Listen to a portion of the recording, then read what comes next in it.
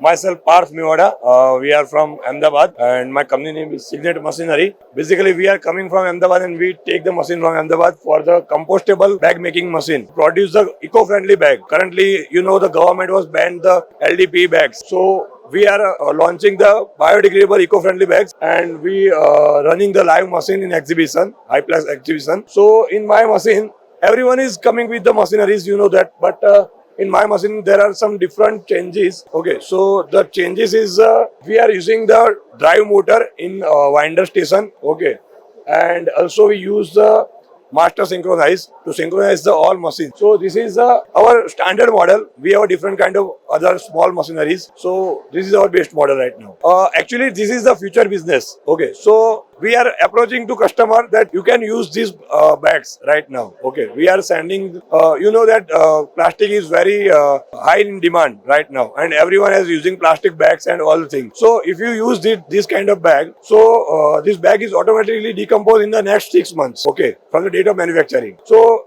it is a eco-friendly bag. In India, right now government is banning the 75 micron bags, like plastic bag. You can produce plastic also, but below 75 microns. HIPLEX is a very best platform right now, and today is a very best response from the customer. Thank you.